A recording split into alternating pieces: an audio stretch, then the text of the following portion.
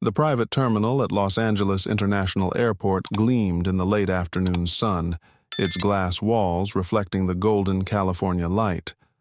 Calvin Broadus, Jr., better known to the world as Snoop Dogg, stood before the floor-to-ceiling windows, his tall frame casting a long shadow across the polished floor. His signature sunglasses rested comfortably on his nose as he watched ground crew members prepare his chartered jet for departure. "Mr. Broadus," a young attendant approached with a tablet in hand, "everything's ready for your departure to the Maldives. Would you like to board now?" Snoop nodded, adjusting the leather weekend bag on his shoulder. After months of relentless touring, recording sessions, and business meetings, this vacation was long overdue. The Maldives, with its pristine beaches and secluded resorts, promised the perfect escape from the chaos of celebrity life. The walk across the tarmac was brief, the evening air still warm with lingering heat from the day. The aircraft, a Gulfstream G650, represented the pinnacle of luxury aviation. Its sleek white exterior gleamed like a pearl against the darkening sky. As he climbed the steps, Snoop felt the familiar surge of anticipation that came with every flight, a reminder of how far he'd come from the streets of Long Beach. The cabin's interior was a masterpiece of modern design, cream leather seats, polished wood panels, and ambient lighting that created an atmosphere of sophisticated comfort. "Can I get you anything to drink, sir?" asked the flight attendant, a professional-looking woman in her mid-30s named Sarah, as she gestured toward his designated seat. "Some fresh orange juice would be perfect," Snoop replied, settling into the plush leather seat. He pulled out his tablet, already mentally composing lyrics for a new track. Something about the gentle hum of aircraft engines had always sparked his creativity. The cabin crew moved with practiced efficiency, preparing for takeoff. Through his window, Snoop watched the sun dip lower on the horizon, painting the sky in brilliant shades of orange and purple. A moment of tranquility washed over him, a rare feeling in his typically hectic life. Other passengers began boarding, mostly well-heeled business travelers and a few faces he recognized from entertainment industry circles. They nodded politely in his direction, maintaining the unspoken code of first-class travel. Respect everyone's privacy, including celebrities. Sarah returned with his juice, served in an elegant crystal glass. "Here you are, Mr. Broadus. We'll be taking off in about 15 minutes. Captain Wallace is completing the final checks." "Appreciate you," Snoop responded, raising the glass in a subtle toast. He couldn't help but notice how the service on private flights had improved over the years. Gone were the days of suspicious glances and barely concealed judgment, or so he thought. The cabin lights dimmed slightly as the engines powered up. Through the intercom, a voice announced, "Good evening, ladies and gentlemen. This is Captain Richard Wallace speaking. We're looking at approximately 14 hours of flight time to Male International Airport. Weather conditions are favorable, and we should have a smooth journey. Please ensure your seats are in the upright position and your seat belts are fastened."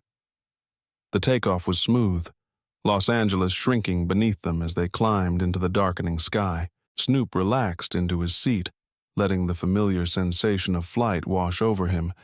He'd been on countless planes throughout his career, but there was always something magical about watching the world fall away below. As they reached cruising altitude, the seatbelt sign dinged off. Passengers began to settle in for the long journey ahead, some pulling out laptops, others donning sleep masks. Snoop opened his playlist, selecting some instrumental beats he'd been working on. The peaceful atmosphere of the cabin provided the perfect environment for creative thinking. An hour into the flight, Captain Wallace emerged from the cockpit.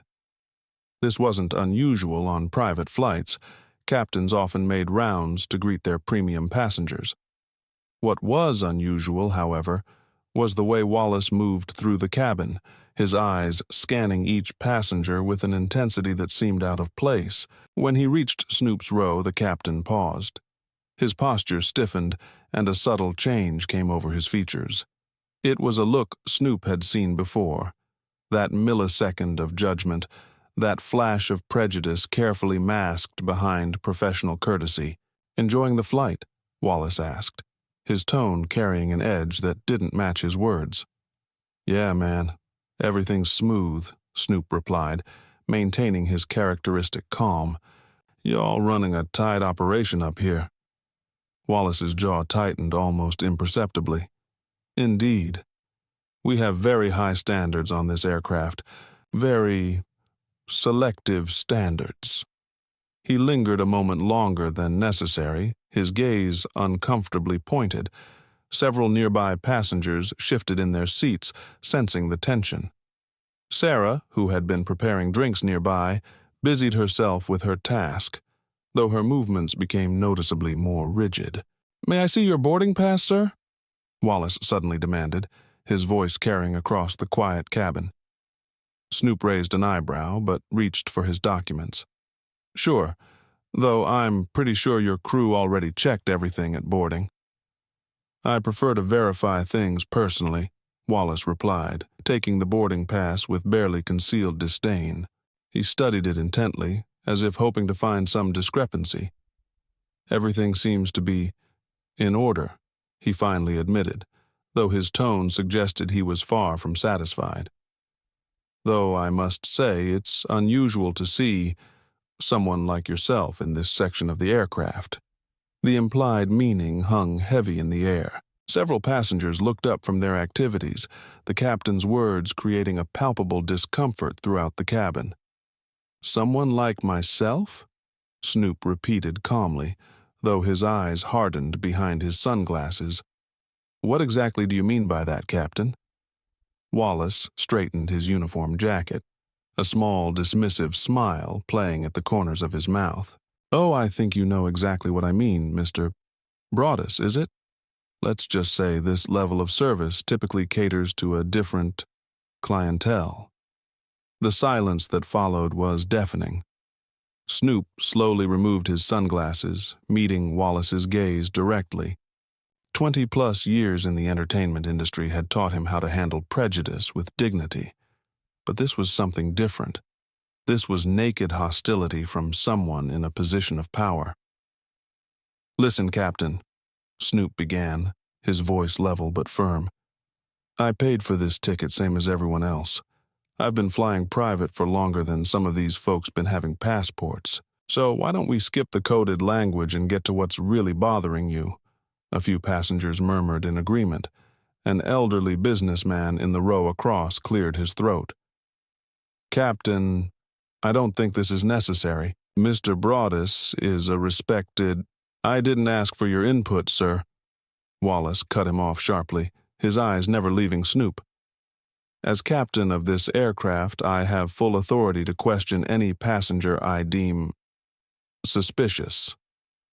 Sarah stepped forward, her professional demeanor barely masking her distress. "Captain Wallace, perhaps we should—" "Return to your station, Sarah," Wallace snapped. "This doesn't concern you." Snoop leaned back in his seat, his expression unchanged but his mind racing. He'd dealt with authority figures before, but never 35,000 feet in the air, never in a situation where he was quite so vulnerable. The power dynamic wasn't lost on him. Wallace wasn't just being racist. He was deliberately asserting his control over the situation. "Suspicious?" Snoop echoed, keeping his voice steady. "Man, the only suspicious behavior I'm seeing is coming from you. I got my ticket, got my passport, got all my papers in order. What's really going on here?" Wallace's face flushed red. He leaned closer, lowering his voice to a near whisper, but one still audible to nearby passengers. "Listen here, you might fool these other passengers with your celebrity status and expensive clothes, but I know what you really are.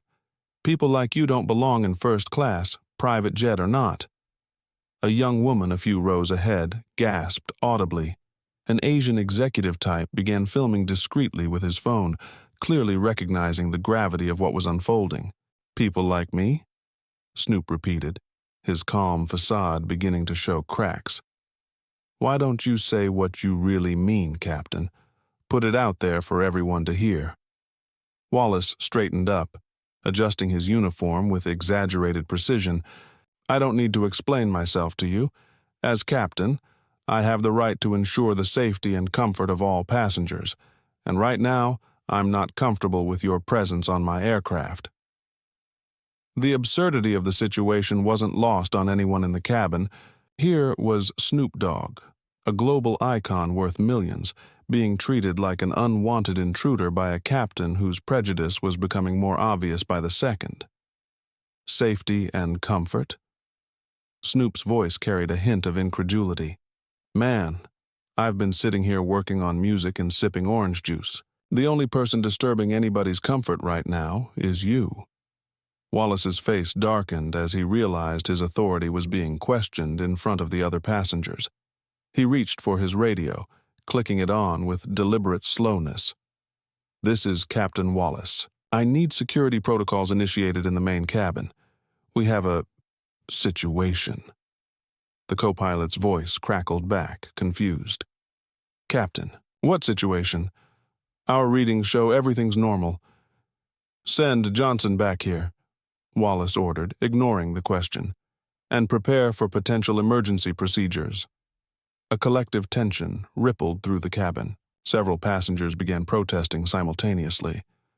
"This is absolutely ridiculous," the elderly businessman exclaimed, standing up. "I'm recording all of this," the Asian executive announced loudly, now holding his phone openly. Sarah stepped forward again, this time more assertively. "Captain, there's no security situation here, Mr. Broadus is a respected passenger who—" "I've made my assessment," Wallace cut her off. "And as captain, my word is final. Mr. Broadus, I'm going to have to ask you to move to the rear galley area where you can be contained." Snoop remained seated, his expression now hardened with resolve. "Contained? Nah, man, we ain't doing that. I paid for this seat, and I'm staying right here unless you got a legal reason to move me." Johnson, the flight security officer, appeared from the front of the cabin. He took in the scene with visible confusion, looking between Wallace and the perfectly calm Snoop. "Sir?" Johnson addressed Wallace. "What seems to be the problem?" "This passenger is being uncooperative and potentially threatening," Wallace declared, though his claim was met with immediate protests from nearby passengers. "That's a complete lie," called out a woman in business attire. "The captain's been harassing him." Johnson hesitated, clearly uncomfortable with the situation. "Captain, I've been monitoring the cabin feeds. There hasn't been any threatening behavior." Wallace's face contorted with fury. "Are you questioning my judgment? I am the captain of this aircraft, and if I say there's a threat, the only threat here is you, man," Snoop interjected, his voice carrying the weight of controlled anger. "You've been trying to provoke me since you stepped out that cockpit, but I ain't giving you what you want. I know exactly what you're trying to do." Several passengers pulled out their phones, recording the increasingly tense confrontation. The cabin had become a pressure cooker of tension, with Wallace's authority crumbling in real time as his true motivations became transparent to everyone present. "This is going to be a PR nightmare," murmured a woman who appeared to be a media executive. "I'm already seeing tweets about this." Wallace's hand trembled slightly as he reached for his radio again. "I'm declaring an emergency situation. We need to make an immediate landing at the nearest airport." "This is First Officer Martinez." A new voice crackled through the radio. "Captain, I'm not seeing any emergency conditions. Please clarify the nature of the situation." Wallace's composure continued to deteriorate. "I don't need to clarify. Initialize emergency landing procedures now." "Sir," Martinez replied firmly, "I cannot comply without a valid safety reason. It would violate FAA regulations." The power dynamic was shifting rapidly. Other crew members had gathered, their faces showing a mix of concern and disapproval. Sarah stepped forward again, this time addressing the passengers. "Ladies and gentlemen, please remain calm. I want to assure you that there is no emergency situation. We're contacting airline management now." Snoop maintained his composed demeanor, though his eyes never left Wallace. "You know what's interesting?" he said, loud enough for everyone to hear. "In all my years flying, I've never seen privilege and prejudice crash this hard at altitude." Several passengers nodded in agreement. The Asian executive, still recording, added, "I'm a civil rights attorney. This is textbook discrimination and abuse of power." Wallace's facade finally cracked completely. "You don't understand. People like him. They're changing everything. This isn't how it's supposed to be. These flights, this level of service." "Say it plain," Snoop challenged. "Let everyone hear exactly what you mean. Because right now, you're just showing everybody what systemic racism looks like when it puts on a uniform and gets a little authority." "Captain Wallace," a new voice rang out from the radio. "This is CEO Bob Mitchell from the Control Center. We have received numerous reports about the current situation. You are required to return to command immediately." By this point, Wallace had completely lost his initial composure. "No, you don't understand. I'm the captain. I have the authority." "Captain Wallace," Mitchell's voice hardened. "This is a direct order. Captain Martinez will take over the flight. If you do not comply, we will consider this a serious breach of aviation safety regulations." In the cabin, Johnson and two other crew members had shifted to stand between Wallace and the passengers. Sarah quickly distributed water and snacks, trying to soothe the atmosphere. Snoop remained calm, but his voice carried the weight of decades of experience in negotiation and mediation. "Look, I could make this happen and have you lose your job right now, but that's not the most important thing here. What you need to understand is, the world has changed. Prejudices like yours no longer stand." "I want everyone to understand something," Wallace said, his voice now shaking. "This isn't about... I was just trying to maintain order." "Order?" Snoop interrupted, his tone measured but firm. "Let's be real about what kind of order you're trying to maintain." Martinez's voice came through again, more urgent this time. "Wallace, this is your final warning. Return to the cockpit immediately." The cabin had become eerily quiet, with only the hum of the engines and the occasional click of phone cameras. Sarah had positioned herself near Snoop's seat, a quiet show of support that wasn't lost on the other passengers. "You know what's really interesting?" The civil rights attorney spoke up. "In the last 5 years, we've handled dozens of cases just like this, but rarely do we get such clear documentation." Wallace's face twitched. His whole career was unraveling before him, and the realization was setting in. Johnson stepped forward, hand outstretched. "Sir, please hand over your captain's authentication card. You're being relieved of duty." "This isn't fair," Wallace muttered, but his resistance was crumbling. "I've been flying for 23 years. And in all those years," Snoop added, still maintaining his composure, "did you ever stop to think about how many passengers you might have judged unfairly? How many people felt uncomfortable under your authority?" The security team had arrived from the front of the plane. 2 officers in plain clothes, their badges visible on lanyards. "Captain Wallace," one officer said firmly, "please come with us. Let's handle this professionally." As Wallace was being escorted away, First Officer Martinez's voice came through the cabin speakers. "Ladies and gentlemen, this is your first officer speaking. I am now in command of this flight. We apologize for the disturbance and will continue to our destination as planned. Our estimated arrival time remains unchanged." The tension in the cabin began to dissipate, but the conversations among passengers grew more animated. Several were already posting their videos online, while others were making calls to news outlets. Snoop turned to Sarah, who was still standing nearby. "Thank you for doing the right thing back there. Can't have been easy standing up to your captain." "Some things are more important than rank," she replied quietly, adjusting her uniform. "I've seen subtle discrimination before, but never anything this blatant." The civil rights attorney was already drafting notes on his laptop. This incident represents a perfect case study of institutional power abuse. The airline's response will be crucial. In the background, one could hear Wallace's protests growing fainter as he was led to a secure area of the plane.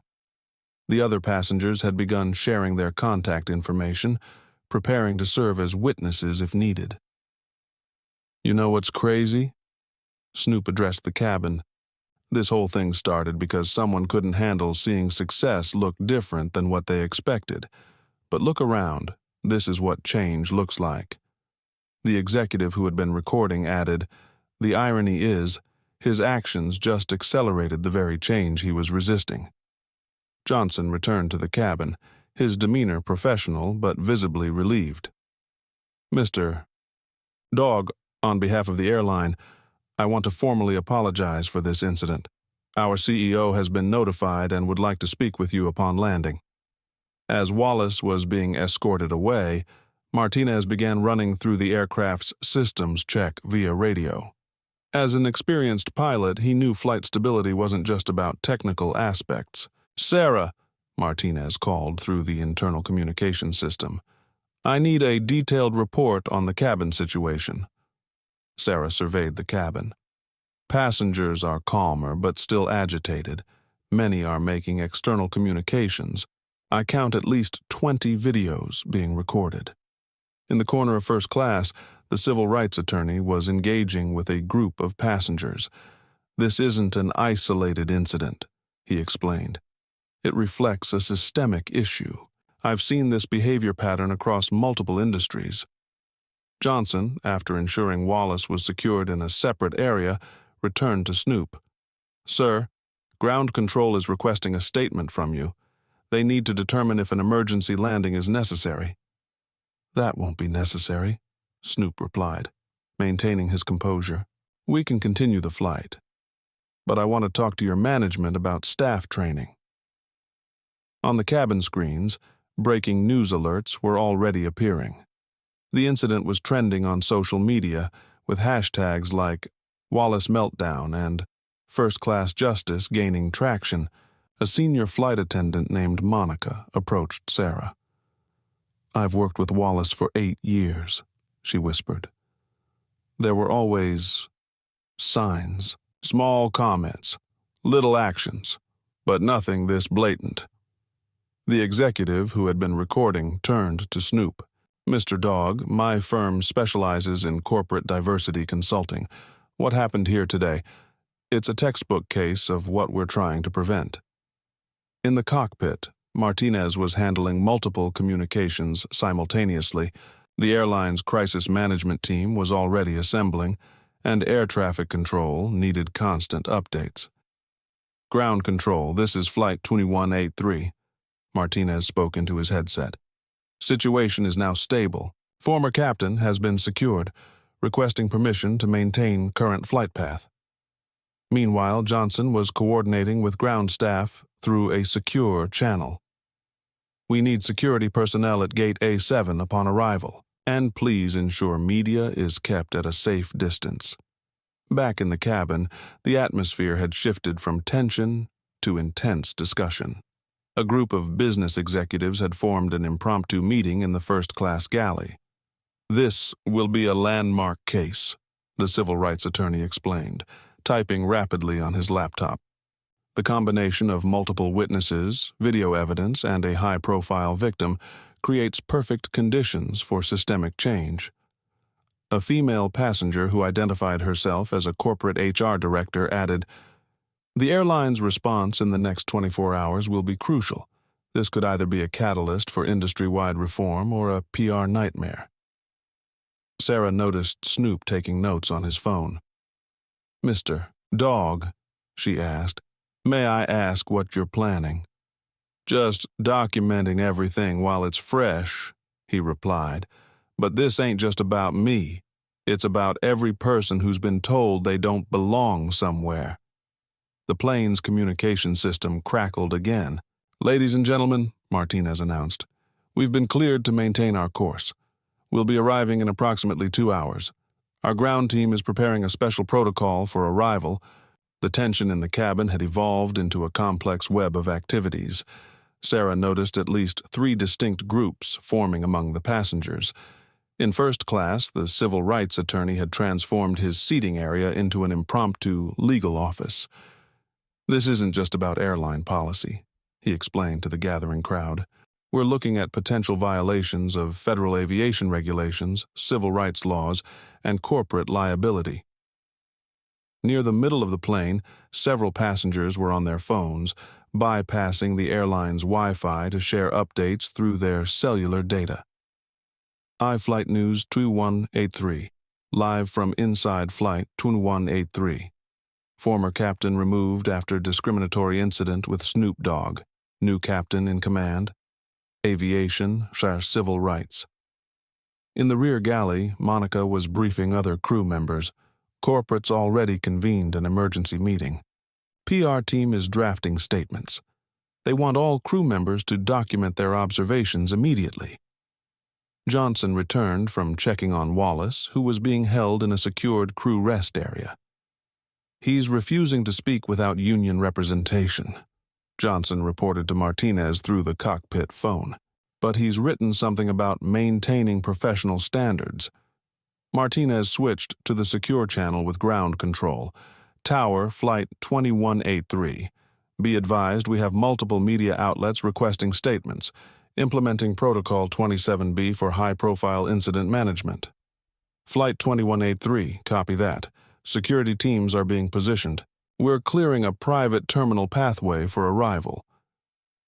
In first class, Snoop remained surprisingly calm, reviewing something on his tablet. A young executive nearby whispered to his colleague, "Man's been dealing with this his whole life. Look how prepared he is. He's probably seen it coming since he booked the ticket." "Mr. Dogg," Sarah approached with a tablet. "Corporate is requesting permission to issue a preliminary statement. They've prepared 3 versions." Snoop glanced at the screen, then shook his head. "Tell them to wait. This isn't about PR. It's about real change." In the cockpit, Martinez was receiving updates from various airports along their route. "Flight 2183. Be advised multiple news crews are assembling at destination. Alternative arrival gates are being prepared." The civil rights attorney had now organized a detailed timeline of events, collecting statements from 12 passengers. The precision of his discrimination was telling, he explained to an attentive audience. He specifically targeted Mr. Dogg while ignoring other first-class passengers wearing similar attire. Johnson returned from another check on Wallace, looking concerned.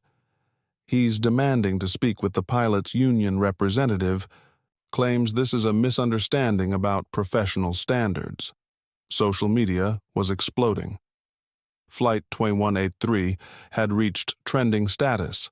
Major news networks were picking up the story. Aviation forums were analyzing the legal implications. A former airline executive among the passengers spoke up.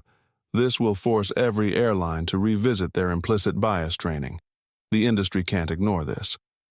As they entered the final hour of flight, Martinez's voice came over the intercom. "Ladies and gentlemen, we're beginning our initial descent. Upon landing, we'll be using a special arrival protocol. Please remain seated until given specific instructions." As the plane began its descent, the situation grew more complex. "All crew to positions," Martinez announced. "Ground team reports media presence has tripled in the last hour." Sarah's tablet buzzed with urgent messages. The airline's PR crisis team was now in full emergency mode. TMZ has the story. CNN is running it live. Multiple celebrities are posting support for Snoop on social media. In first class, Snoop was having a quiet conversation with the civil rights attorney. "This ain't just about me," he said firmly. "We need to make sure this leads to real change, not just headlines." Johnson received new instructions through his earpiece. "Corporate security has arranged a private exit route to VIP handling team standing by." The plane's Wi-Fi system was overwhelmed as passengers tried to share updates. "Just witnessed history on this flight. Whole industry about to change." Flight 183. Sitting 3 rows behind a Snoop Dogg, the professionalism he showed was incredible. As they descended through 10,000 feet, Martinez's voice came through again. "Ladies and gentlemen, we have a modified arrival procedure. Please remain seated until specific instructions are given." Through the windows, passengers could see multiple news vans and flashing cameras near the terminal. "Mr. Dogg," Sarah approached one final time, "security team is requesting your preference for exit. We have 3 routes prepared." At 15,000 feet, the cabin crew began final preparations, but this was far from a routine landing.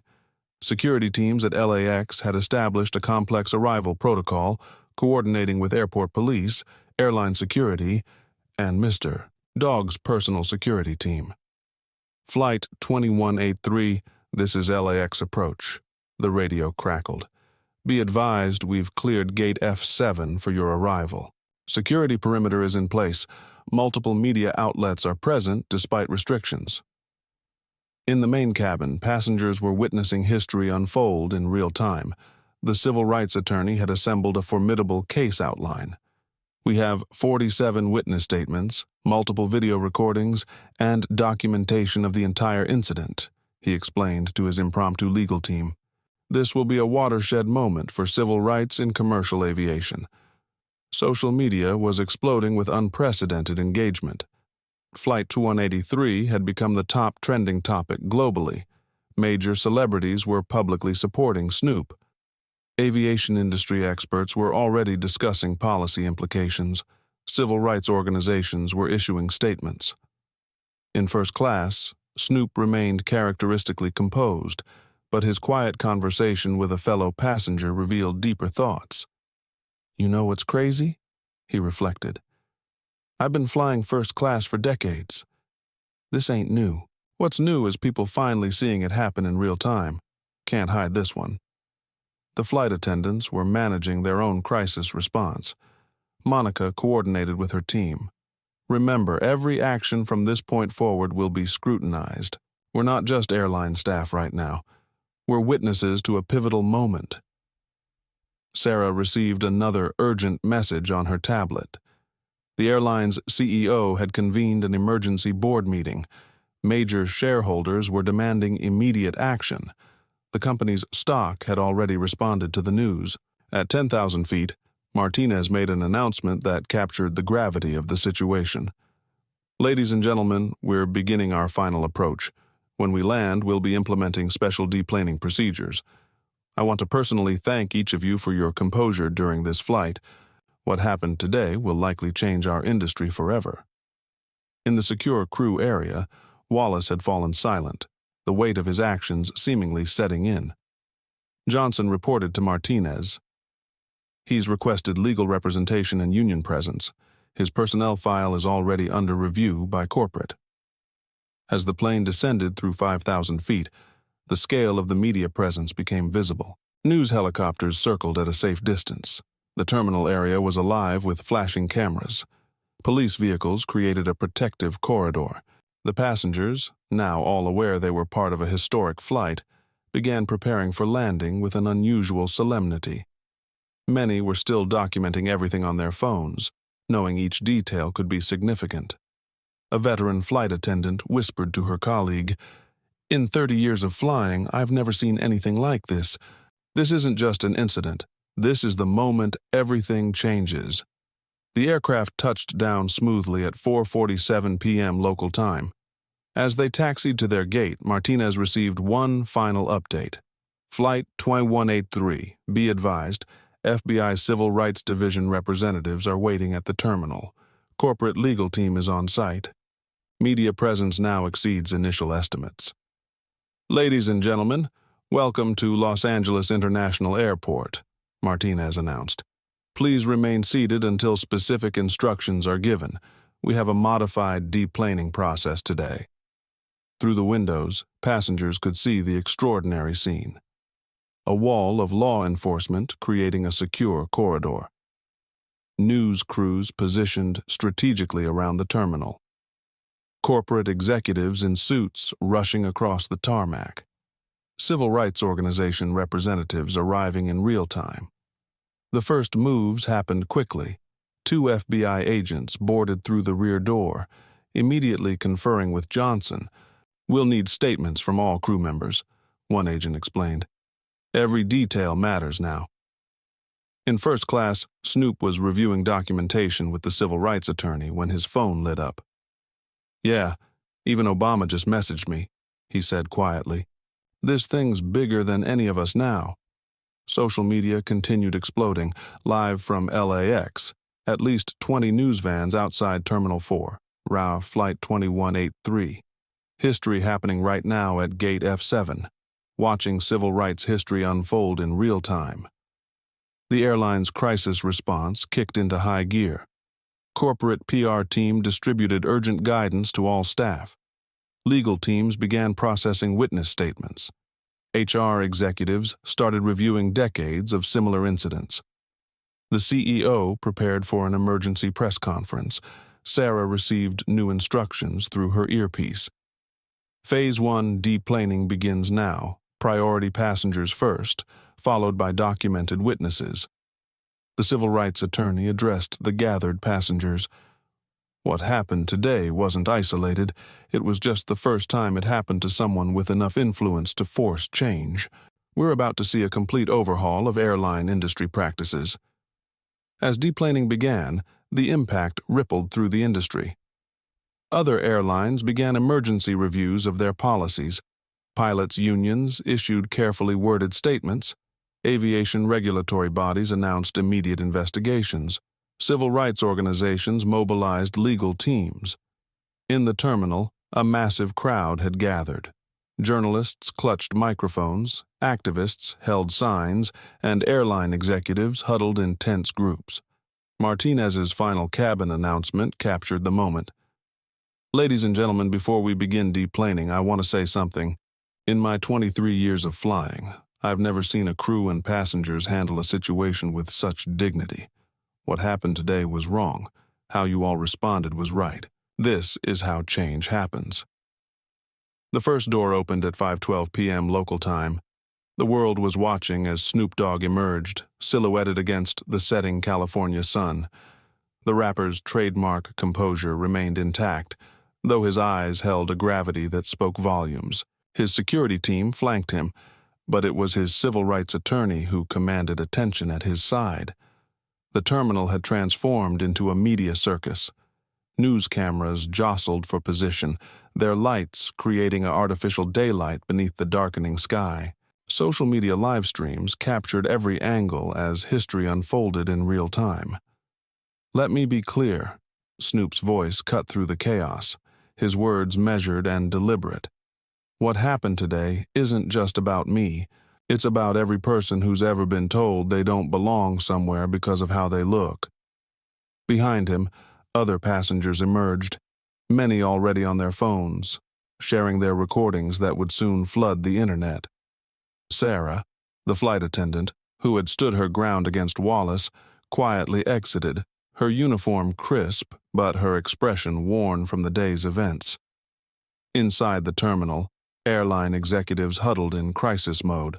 Their PR team frantically drafted statements while legal advisors painted scenarios ranging from bad to catastrophic. The CEO's office had already received calls from 3 major civil rights organizations and 2 congressional offices. Wallace was escorted through a separate exit, his face ashen. 20 years of service, reduced to ashes in 15 minutes of poor judgment. His union representative whispered urgently in his ear, but his eyes remained fixed on the floor.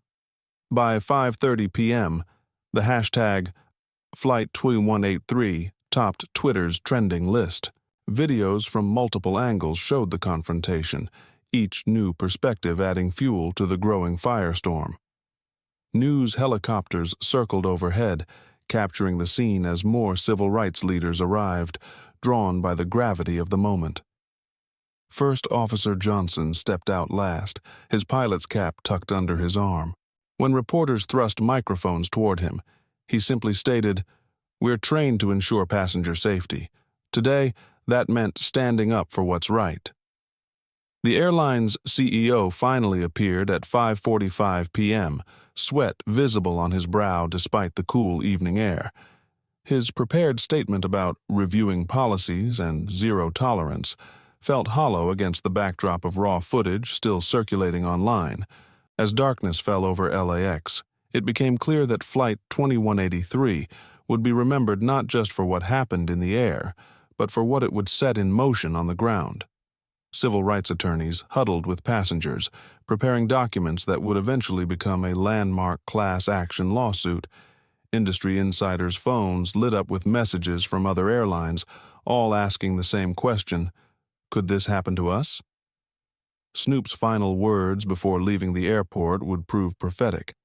Today's not just about one flight or one airline. It's about changing the whole damn system. And trust me, this is just the beginning. By 7 p.m., as the last news vans pulled away, the real work was just beginning. In boardrooms across the country, airline executives called emergency meetings. In Washington, staffers began drafting new legislation. And in homes across America, millions watched the footage, forcing themselves to confront uncomfortable truths about privilege, power, and prejudice in modern society. That night, as the lights of LAX dimmed, emergency meetings continued everywhere. In the airline's headquarters, the executive boardroom remained lit until late hours. Legal experts and PR teams worked tirelessly to handle the escalating crisis. Snoop Dogg returned to his Los Angeles mansion, but not to rest. In his home office, he and his team began planning a long-term campaign. Calls poured in from civil rights activists, artists, and even politicians eager to show support. Sarah, the flight attendant who stood up for justice, arrived at her small apartment to hundreds of supportive messages from colleagues across the aviation industry. She had no idea her brave action would soon become a symbol of anti-discrimination in the industry. Wallace returned home in silence, phone turned off, isolated from the outside world. In the darkness of his living room, he began to realize this wasn't just a workplace mistake. It was a moment that would redefine his entire life. That night, on social media, Flight 2183 continued to spread at breakneck speed. New videos from passengers kept emerging, each angle revealing more shocking details of the incident. Commentators, influencers, and celebrities continuously shared and expressed their views. In Washington, D.C., senators and their staff pulled an all-nighter drafting new legislative proposals. They recognized this as the moment to push for changes they'd been trying to implement for years. Phone calls between offices were relentless as potential allies were mobilized. In newsrooms across the country, investigative reporters began digging into the history of discrimination in aviation. They uncovered disturbing patterns, thousands of similar complaints buried, problematic policies, and toxic corporate culture existing for decades. By midnight, the incident had transformed from a single event into a movement. Civil rights organizations began coordinating their responses, preparing for what would become one of the largest class action lawsuits in aviation history. Corporate boardrooms at other airlines buzzed with activity as executives scrambled to review their own policies and procedures. Nobody wanted to be the next Flight 2183. Meanwhile, in Silicon Valley, tech companies' content moderation teams worked overtime as millions shared and discussed the videos. The incident was becoming one of the most viral social justice moments since the George Floyd protests. Inside the First Officer Johnson's home, his phone kept buzzing with messages from fellow pilots. His stand against discrimination had sparked a conversation about responsibility and moral courage in the cockpit that would reshape pilot training programs nationwide. The airline's crisis management team, still huddled in their war room, watched as their carefully crafted statement was torn apart on social media. They realized traditional PR tactics wouldn't work. This required genuine systemic change. As the first day drew to a close, it was clear that Flight 2183 would be more than just another viral moment. The foundations of the aviation industry were shaking, and the tremors would be felt far beyond the terminals of LAX.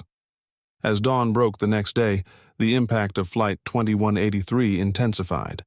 By 6 a.m. Pacific Time, major networks had dispatched their top anchors to LAX. The morning shows led with extensive coverage, featuring interviews with aviation experts, civil rights leaders, and former airline employees who began sharing their own stories. The airline's stock plummeted as markets opened. By 10 a.m., trading was temporarily halted after a 15% drop. Other major carriers saw their shares decline as investors worried about industry-wide implications. At 11 a.m., the Department of Transportation announced a formal investigation. Their press release promised a thorough review of discrimination in commercial aviation and hinted at potential regulatory changes. The FAA simultaneously launched its own inquiry into safety protocols during the incident. Snoop Dogg held a press conference at noon, surrounded by civil rights attorneys and advocacy groups. He announced the formation of the Equal Skies Initiative, pledging $10 million of his own money to fight discrimination in transportation. "This ain't about me anymore," he stated. "It's about changing the system." Meanwhile, Wallace's union struggled with their response. By mid-afternoon, they issued a statement defending their obligation to represent all members while strongly condemning discriminatory actions. Internal emails leaked showing heated debates about how to handle the situation. Sarah, the flight attendant, appeared on several news programs, her composed testimony adding credibility to the growing movement. "In that moment," she explained, "I had to choose between following discriminatory orders and doing what's right. It wasn't really a choice at all." First Officer Johnson's actions sparked intense discussion within pilot communities. By evening, the Airline Pilots Association, ALPA, issued guidelines encouraging pilots to intervene in discriminatory situations, marking a significant shift in cockpit culture. The airline's CEO finally appeared on national television at 7 p.m., but his carefully scripted responses fell flat. When pressed about systemic issues, his evasive answers only fueled public outrage. Docker boycott. The airline began trending alongside Docker Flight 183. Social media continued to amplify the story. Celebrities and influencers shared their own experiences of discrimination in air travel. Former airline employees began speaking out, creating a snowball effect of revelations about industry practices. By nightfall, the incident had triggered a broader conversation about privilege in transportation. Urban planners, sociologists, and civil rights scholars appeared on news panels, connecting Flight 2183 to historical patterns of discrimination in American mobility. The day ended with another bombshell. Surveillance footage from the gate area emerged, showing events leading up to boarding. The video contradicted several key points in the airline's initial statement, forcing them to retract and revise their position. Congress announced emergency hearings scheduled for the following week. Several senators called for immediate regulatory reform, while others demanded a complete overhaul of airline discrimination policies. As the second day drew to a close, it was clear that Flight 2183 had evolved from a single incident into a watershed moment for civil rights in commercial aviation. The question wasn't if change would come, but how far-reaching it would be. The congressional hearings began exactly 1 week after Flight 2183, in a packed chamber of the House Transportation Committee. The atmosphere was charged as cameras rolled and social media live-streamed every moment. The airline's CEO faced intense questioning first. Representatives from both parties grilled him about discrimination patterns, training procedures, and corporate culture. His attempts to deflect responsibility crumbled when confronted with data showing thousands of similar incidents that had been quietly settled over the years. Snoop Dogg's testimony proved pivotal. Rather than focus on his personal experience, he presented a comprehensive report compiled by his legal team, documenting systemic discrimination across multiple airlines. "This isn't about one flight," he testified. "It's about decades of people being treated like they don't belong in the skies." Sarah's testimony moved many to tears. She described not just Flight 2183, but years of witnessing discrimination she felt powerless to stop. Her account of finally taking a stand received a standing ovation from several committee members. The hearings took an unexpected turn when former airline employees began testifying. They revealed internal policies that tacitly encouraged profiling, unofficial quotas for random searches, and retribution against staff who spoke up. Day 3 brought industry experts and civil rights leaders to the stand. They presented statistical evidence showing disturbing patterns. Minorities faced disproportionate removal from flights, excessive security screening, and seat reassignment. The FAA administrator faced tough questions about oversight failures. Under pressure, she announced immediate policy changes: mandatory anti-discrimination training for all airline staff, new reporting requirements for passenger removals, independent oversight committee for discrimination complaints, regular audits of airline practices. The Department of Transportation unveiled proposed regulations requiring clear documentation of all passenger removal decisions, quarterly public reporting of discrimination complaints, substantial increases in civil penalties for violations, independent civil rights monitors at major airports. By week's end, the committee announced bipartisan support for the Equal Access to Air Transportation Act, which would establish Passenger Bill of Rights, create Federal Oversight Board, mandate transparency in airline policies, increase penalties for discriminatory practices, fund civil rights training programs. The airline industry, seeing the writing on the wall, announced its own reforms through their trade association: industry-wide anti-discrimination standards, third-party auditing of practices, enhanced crew training programs, revised passenger removal protocols. These developments marked just the beginning of sweeping changes in commercial aviation. Flight 2183 had become the catalyst for long-overdue reform in one of America's most essential industries. After the Equal Access to Air Transportation Act passed, a remarkable transformation swept through airports across America. The atmosphere in terminals and aboard planes shifted noticeably as passengers became more aware and empowered. Travelers began approaching their flights differently. Smartphones became not just entertainment devices, but tools for documentation. In airport terminals, you'd commonly see passengers openly recording their interactions with airline staff, not out of hostility, but as a matter of routine precaution. Social media became a real-time witness to airline operations, with passengers sharing both positive and negative experiences instantly. The change was particularly visible in how passengers interacted with each other. When Sarah Mitchell, a frequent business traveler, noticed a fellow passenger being treated unfairly at a gate in Chicago O'Hare, she didn't hesitate to speak up. "Before Flight 2183, I might have kept quiet," she explained. "Now, we all understand we have a responsibility to each other." This new sense of community manifested in unexpected ways. Passenger advocacy groups sprouted up across the country. Mobile apps designed to track and report discrimination became popular downloads.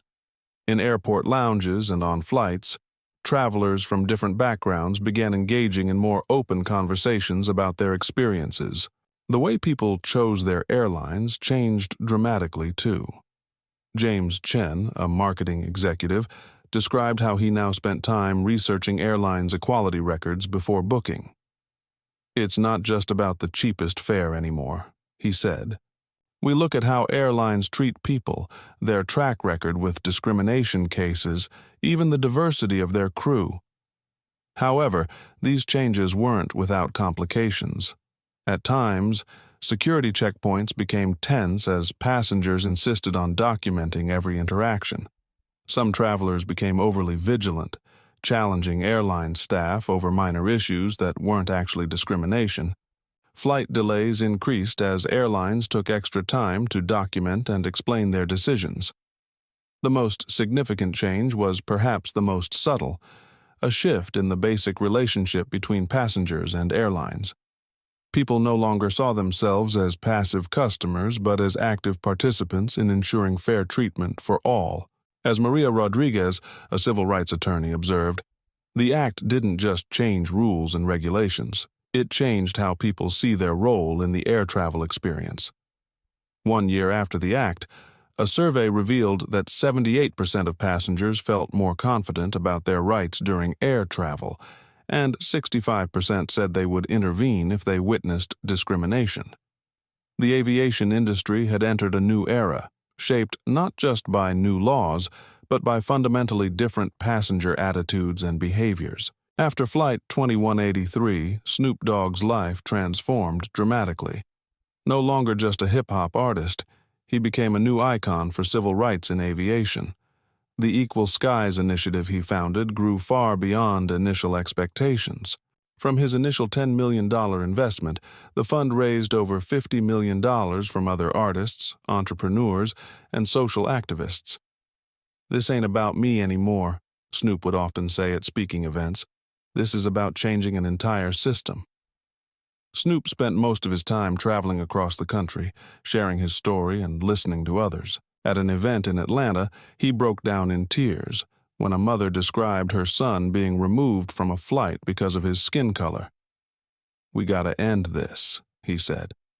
"Not just for our kids, but for the future." The biggest change was how Snoop wielded his influence. Instead of focusing solely on music, he became a regular presence in Washington. Senators frequently consulted him on civil rights legislation. Some joked that his D.C. office was busier than his recording studio. His next album, released 6 months after the incident, reflected this transformation. The songs weren't just about street life anymore, but addressed social justice and equality. It hit #1 and was considered one of his most significant works. 1 year after Flight 2183, Time magazine named Snoop Person of the Year. The article read, "From hip-hop icon to voice of change, Snoop Dogg has proven that sometimes the worst moments can lead to the greatest good." At industry conferences, Snoop would often share the stage with airline executives and civil rights leaders. "We're not looking for special treatment," he'd say. "We're looking for equal treatment." His presence forced many in the industry to confront uncomfortable truths about systemic discrimination. The Equal Skies initiative expanded beyond airlines into other transportation sectors. Snoop regularly appeared at universities, speaking to students about their role in fighting discrimination. His message was consistent. Change doesn't just happen from the top down, it happens when everyone stands up.